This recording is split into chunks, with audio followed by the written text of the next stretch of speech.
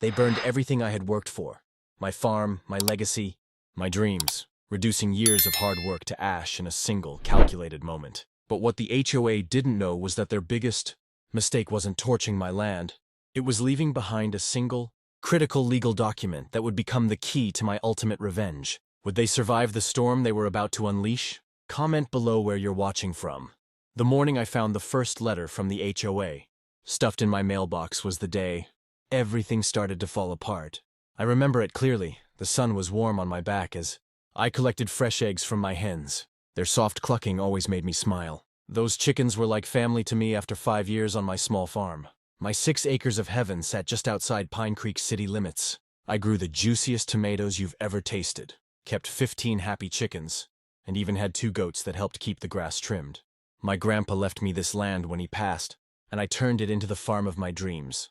The kind of place where fireflies dance at dusk and the air smells like fresh earth. I was here first. That's the important part.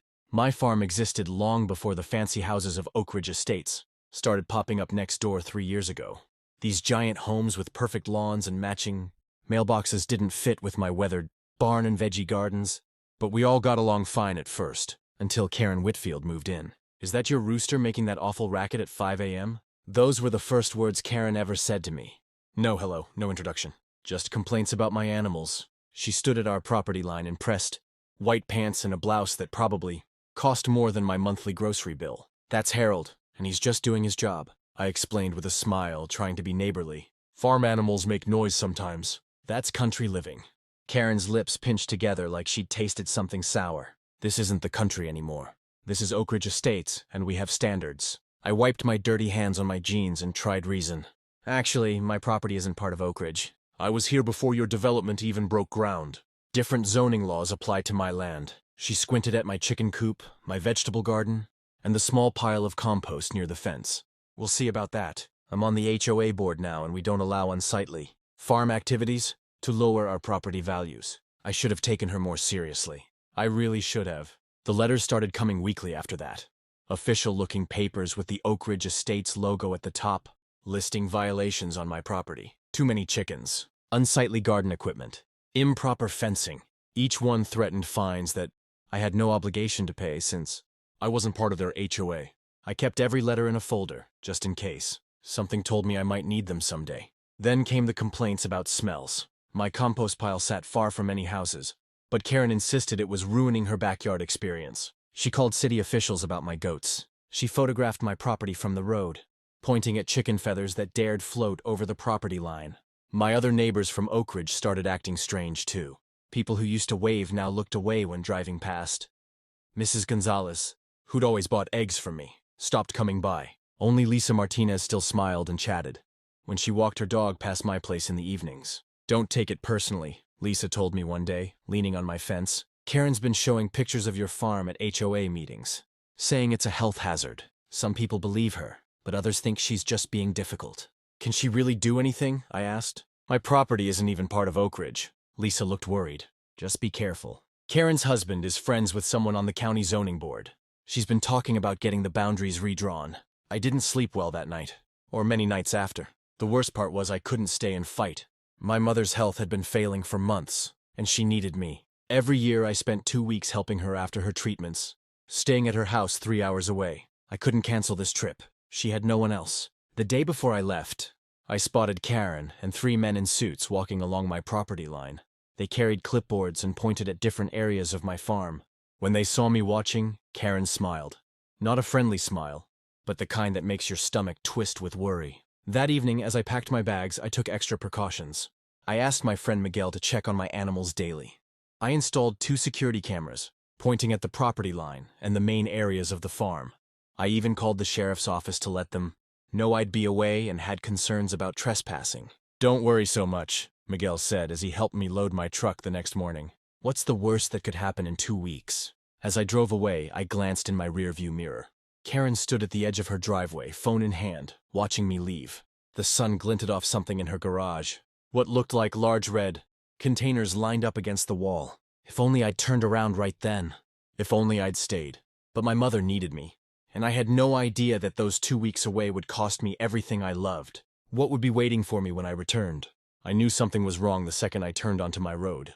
The sky looked dirty, like someone had smudged it with a giant pencil. And that smell, like a huge campfire, but worse. Much worse. My stomach dropped as I pushed my old truck to go faster. The closer I got to home, the stronger the burnt smell became. I gripped the steering wheel so hard my knuckles turned white. No, no, no, I whispered, praying I was wrong. I wasn't. When my farm came into view, I slammed on the brakes so hard my truck skidded. I couldn't believe what I was seeing. The beautiful garden I had planted seed by seed, gone. The chicken coop I had built with my own 2 hands, destroyed. My small red barn where I kept all my tools and feed, nothing but a black skeleton against the sky. Everything was gone. Just piles of ash and smoking wood, where my life's work had stood. Just 2 weeks ago, I jumped out of my truck, leaving the door wide open, and ran toward what used to be my chicken coop. The smell of smoke burned my nose and throat. Henrietta? Cluck? Ruby? I called out, hoping by some miracle my chickens had escaped. Only silence answered me. I fell to my knees in the warm ashes, my jeans getting dirty and wet. 5 years of hard work, of waking up at sunrise and working until my muscles ached, all gone. The vegetable stands where local families would come to buy fresh produce, burned to the ground. The special area where I grew flowers for the farmer's market, nothing but dirt and ash. My house still stood at the edge of the property, untouched by the fire. But what good was a house when everything that made this place a home was destroyed? I heard the crunch of tires on my gravel driveway. A shiny white SUV that looked like it had never seen a speck of dirt pulled up. Out stepped Karen Whitfield, wearing spotless white pants and a blue blouse that probably cost more than my monthly feed bill. She didn't look sad or shocked. In fact, was that a tiny smile on her face? Behind her came a balding man in what looked like an expensive suit, carrying a leather folder under his arm. He walked with the confidence of someone used to getting his way. Well, well, Karen said, looking around at the destruction with what seemed like satisfaction. Looks like the farm problem has been taken care of. I couldn't believe what I was hearing. What do you mean taken care of? This is my property, my life! My voice broke as I gestured to the ruins around me. The man cleared his throat and stepped forward. Allow me to introduce myself. I'm Gerald Thompson, president of the Oak Ridge Estates Homeowners Association. He didn't offer to shake my ash-covered hand. While you were away, we held an emergency meeting about the situation your farm was creating for our community. Situation? I repeated, not understanding. Karen jumped in. The smell, the noise, the unsightly view. Do you know how much my property value drops just by being next to this? She waved her manicured hand at what used to be my farm. We've had complaints from every homeowner on this side of the development. Gerald nodded. We sent you 3 notices over the past week. I was taking care of my sick mother, I shouted, feeling my face get hot. I've been gone for 2 weeks. Not our problem, Karen said with a shrug. You should have made arrangements. Gerald opened his leather folder. According to HOA Bylaw 47B, after 3 unanswered notices, we have the right to take action to remedy any situation that affects the community, standards and property values. You have no right to touch my farm, I screamed, my whole body shaking. This land isn't even part of your development. I was here first. Karen's smile grew wider, showing perfect white teeth. Actually, the county rezoned this area last month. Your little farm is now officially part of Oak Ridge Estates, which means, she paused for effect, you're subject to our rules now. I felt like I'd been punched in the stomach. Could this possibly be true? I'd never received any notice about rezoning. So you burned down my farm? You killed my animals? I could barely get the words out. That's illegal. That's criminal! Gerald adjusted his tie. We hired a contractor to remove the violations. The chicken coop, compost piles, and non-approved structures. If things got out of hand, he shrugged. Perhaps the dry conditions contributed to the spread. I looked behind them and saw other neighbors from the development had gathered at the edge of my property. Some looked uncomfortable, avoiding my eyes. Others were nodding in agreement with Karen and Gerald. You can't do this, I said, my voice suddenly calm as shock set in. I'll call the police. Go ahead, Karen said. We have all the paperwork. We followed the rules. I started to say something else when a glint of metal caught my eye. Through the ashes near what used to be the edge of my garden, I could see my property survey marker. The one the county had placed years ago when I first bought the land. It was still firmly planted where it had always been, untouched by the fire. A tiny spark of hope flickered inside me. If the marker was still there, in its original spot, then maybe, I think you should leave now, I said quietly, not wanting them to see what I'd noticed. Karen laughed. Or what? You'll sick your chickens on us? Oh wait, you can't. Something inside me snapped. I stood up straight, looked her directly in the eyes and said, You've made a huge mistake, Karen, and you're going to regret it. For just a second, I saw uncertainty flash across her face. Then Gerald put his hand on her arm and guided her back toward the SUV. We'll give you some time to process this. You have 30 days to bring the rest of your property into compliance with HOA standards. The rulebook is in your mailbox. As they drove away, I watched the other neighbors drift back to their perfect houses with their perfect lawns, all except one woman who hesitated, looking back at me with what seemed like genuine sadness in her eyes. I turned away and looked again at that survey marker glinting in the sun. Something wasn't adding up about this rezoning story, and I was going to figure out what it was, even if it was the last thing I did. The smell of smoke still clung to my clothes as I sat surrounded by papers in my living room. My eyes burned from crying and lack of sleep. 3 days had passed since I found my beloved farm in ashes. 3 days of anger and heartbreak that kept me awake, searching for answers. They can't just burn down someone's property and get away with it, I whispered to myself, flipping through another county zoning document. My fingers trembled as I reached for my coffee mug, my 5th cup today. Something caught my eye on page 43 of the county records.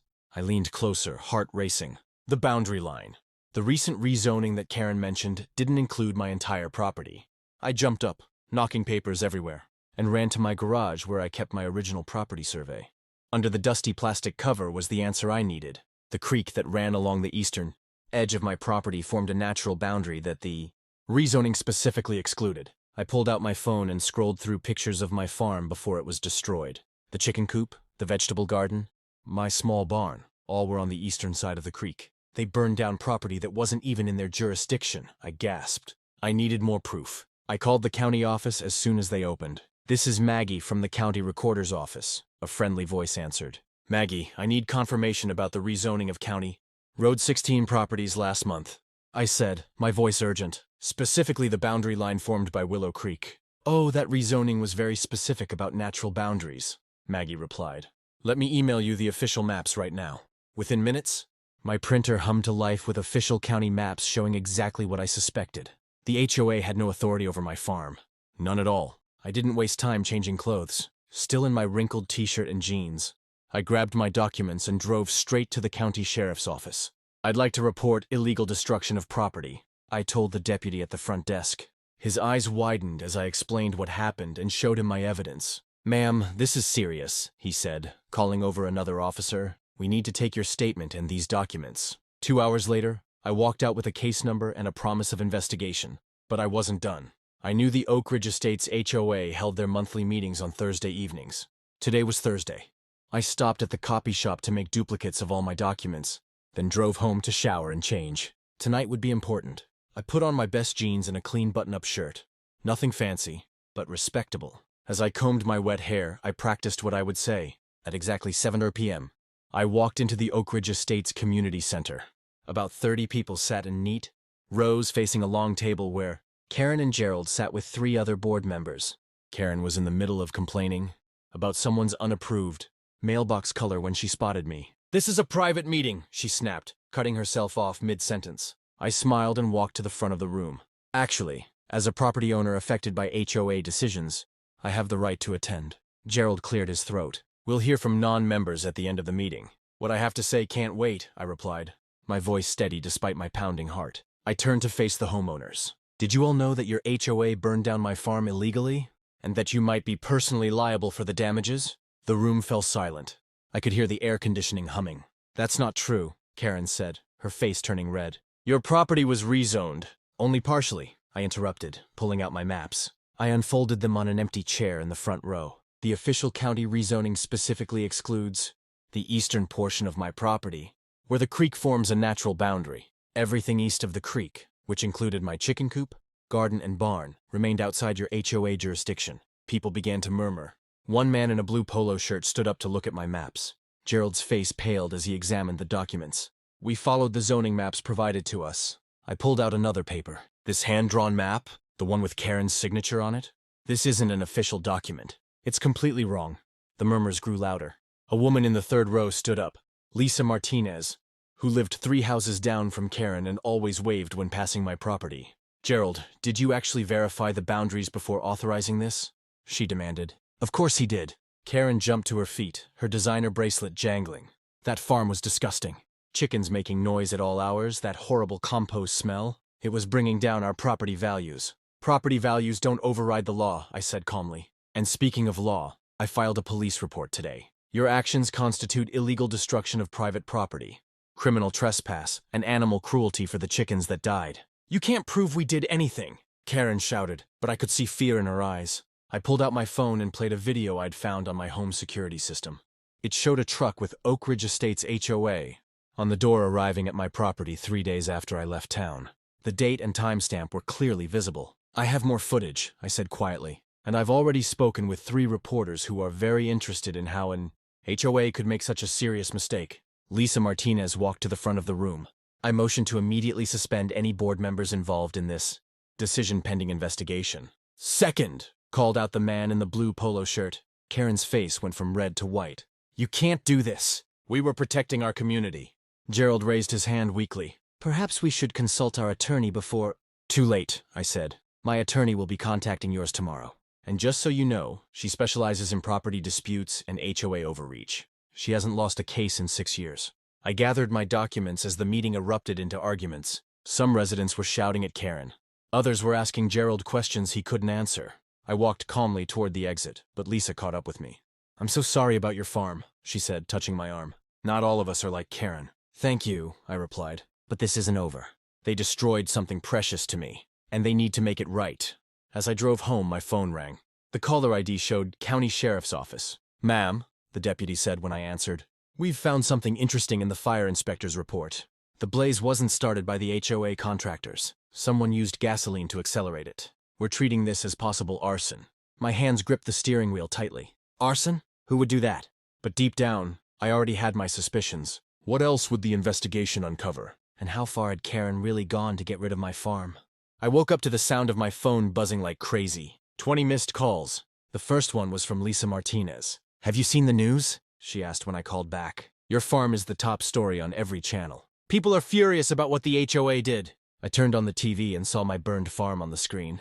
The reporter stood right where my chicken coop used to be. My hands shook as I turned up the volume. Local farmer returns home to find property destroyed by neighboring HOA in what legal experts are calling a clear case of overreach and possible criminal action, the reporter said.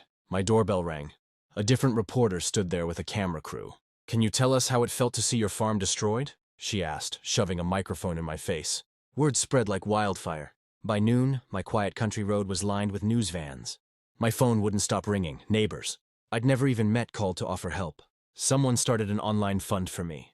That hit $10,000 in just 3 hours. I sat at my kitchen table with my cousin Janet, the attorney. She spread out maps and documents. The HOA messed up big time, she said, circling the creek on the map. This natural boundary is clearly marked in the rezoning paperwork as the limit of their control. Everything east of the creek, which includes most of your farm, was never under their power. So they burned down property they had no right to touch, I asked. Exactly. And that's not just a civil issue. That's criminal destruction of property. Janet helped me file a lawsuit naming the HOA, Gerald, and Karen personally. The sheriff delivered their court papers that same afternoon. I watched from my window as Karen received hers. She threw a fit right there on her front lawn, screaming that I was the one breaking rules, not her. That evening, my phone rang again. It was Tom Baker, who lived 3 houses down from Karen. You need to see something, he said. I have security cameras that point toward your property. I caught something disturbing. Tom sent me a video. The timestamp showed 6 a.m. on the day my farm burned down. A familiar white SUV parked near my property line. Karen got out carrying something in her hands. Was that a gas can? I didn't think much of it until I heard what happened, Tom said. I've already called the police. Before I could process this, someone knocked on my door. It was Gerald, looking like he hadn't slept in days. The HOA board had an emergency meeting, he said, his voice shaky. They've removed me as president. Everyone's panicking about your lawsuit. They should be, I replied. Gerald looked down at his shoes. They want to settle. They're offering $50,000 to rebuild. I laughed. My attorney says this is worth 10 times that amount. Please, Gerald begged. Many homeowners had nothing to do with this decision. They'll lose their homes if you push this. You should have thought about that before burning down my farm. Gerald wiped sweat from his forehead. That's the thing. The HOA only approved removing your compost pile and chicken coop. We hired contractors to do it properly. But then something happened. What do you mean? Karen kept saying the contractors were moving too slowly. She disappeared for an hour that morning. When she came back, she seemed excited. The fire started 30 minutes later. My mind raced back to Tom's video. Karen with the gas cans. Are you saying Karen started the fire herself? I asked. Gerald's face went pale. I didn't say that. But the contractors swear they didn't start it. And Karen's been acting strange ever since. After Gerald left, I called Janet again. She arrived within the hour, bringing a private investigator named Mike. If what Gerald hinted at is true, we need to collect evidence quickly, Mike explained. Security footage, witness statements, anything that shows Karen's movements that day. The next morning, I found a note slipped under my door. Check the pond behind Karen's house. Look for evidence. It wasn't signed. Mike and I walked around the neighborhood pond. In the reeds, partially hidden, were 2 empty gas cans. Don't touch anything, Mike warned, taking photos. He called the police immediately. That afternoon, the police got a search warrant for Karen's home and car. I watched from across the street as they carried out bags of evidence. Karen stood in her driveway screaming that I was framing her. Later, Lisa came over with dinner. The HOA is falling apart, she said. Half the board has resigned. People are talking about dissolving it completely. What about my farm? I asked. People feel terrible. There's talk about a community rebuild. The next day, a local farmers market group arrived with seedlings and offers to help replant. A contractor offered to rebuild my chicken coop for free. The outpouring of support was overwhelming. But that night, things took another turn. My security camera caught someone sneaking onto my property at 2 a.m. It was Karen, placing something near what remained of my barn. When police arrived, they found a half-empty bottle of lighter fluid. The officer looked grim. We're taking her in for questioning. As dawn broke, I sat on my porch looking at my destroyed farm. The land looked dead, but I knew that with care, it could grow again. Just like my fight against the HOA, what looked like certain defeat was turning into something else entirely. My phone buzzed with a message from Janet. Turn on your TV now. The local news was showing Karen being led away in handcuffs. The reporter's voice was clear. HOA resident arrested on suspicion of arson in connection with farm property destruction. Gerald's car pulled up. He stepped out holding a thick folder. What you don't know, he said, handing me the folder, is that Karen has been trying to buy your land for months. There are plans to expand Oak Ridge Estates. Guess who's the silent partner in the development company? I opened the folder and saw Karen's name on the business papers. Next to it was a map showing luxury homes plotted over what used to be my farm. Was this about neighborhood standards? Or was it about greed all along?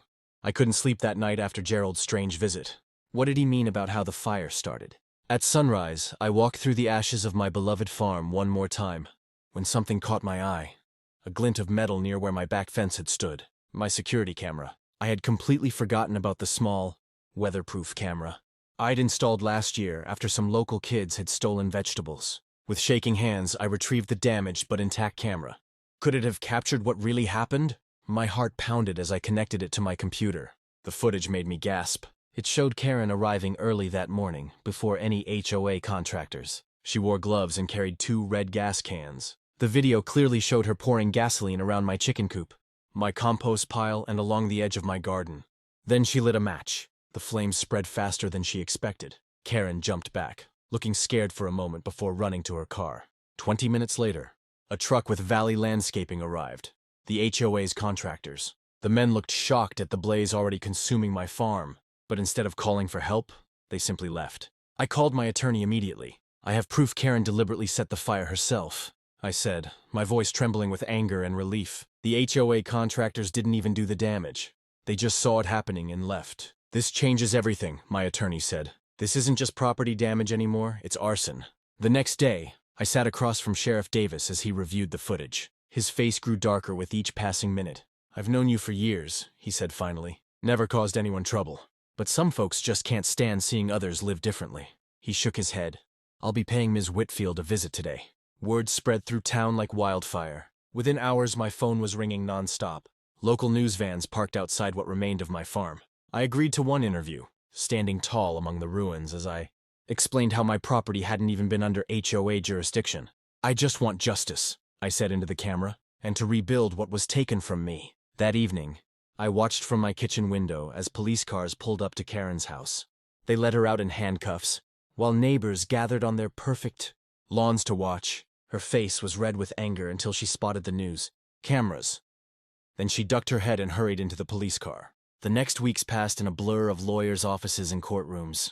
The evidence against Karen was overwhelming. Not only did I have the video, but her own text messages to Gerald revealed her plan. I'll take care of the farm problem before the contractors arrive. They'll just think it was part of the cleanup. In court, Karen's fancy lawyer tried to defend her. My client was simply trying to enforce community standards that she believed applied to this property. The judge peered over her glasses. By committing arson? Standards that didn't even legally apply to this land? When Karen took the stand, her true colors showed through. That farm was disgusting, she shouted. My property values were dropping every day. Someone had to do something. The jury took less than 2 hours to find her guilty. My lawsuit against the HOA proceeded separately. With Karen's criminal conviction, they knew they couldn't win and offered to settle. But I didn't want just any settlement. I want enough to rebuild everything I lost, I told my attorney. Plus, I wanted in writing that my land will never fall under their control, no matter what rezoning happens in the future. The HOA board members looked pale when they signed the agreement. The amount they paid would increase everyone's HOA fees for years to come. Gerald approached me after the signing. For what it's worth, I'm sorry, he said quietly. I should have checked the boundaries myself instead of trusting Karen's word. Rebuilding took months. I started with the chicken coop, bigger and safer than before. Then came a new greenhouse, a barn, and replanting my garden beds. Each weekend, something surprising happened. Neighbors from Oak Ridge Estates would stop by offering help. I always liked your farm, one woman admitted as she helped plant tomato seedlings. Karen didn't speak for all of us. Lisa Martinez became a regular visitor, bringing her kids to learn about growing vegetables. The HOA isn't all bad, she explained one day. I've been elected the new president, and we're changing the rules. More sustainability, less control. 6 months after the fire, I held an open house at my rebuilt farm. To my amazement, half the neighborhood showed up, curious to see what I'd created. Children squealed with delight at the friendly chickens. Adults admired the neat rows of vegetables and the solar panels on my new barn. Is it true you're going to teach gardening classes? One man asked. I nodded. Every Saturday morning. Free for anyone who wants to learn. A year to the day after I found my farm in ashes, I stood watching the sunrise over my thriving land. The garden was more productive than ever. My new heritage chickens laid eggs with deep orange, yolks that neighbors now lined up to buy. The greenhouse allowed me to grow vegetables year-round. The same TV reporter who had covered the fire returned for a follow-up story. How do you feel now, looking at all you've rebuilt? She asked. I smiled, watching bees buzz around my flowering apple trees. I learned that good fences and proper property surveys make good neighbors, I said, but also that one person's hatred doesn't define a community. As for Karen, after serving her sentence, she sold her house at a loss and moved away. The young family who bought it now brings their children to my weekend gardening classes.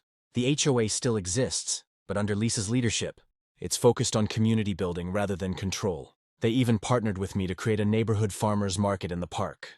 That one legal detail Karen forgot to check, the property line that my farm technically stood outside of, didn't just save my land. It transformed an entire community and taught us all what really matters. Respecting each other's right to live as we choose.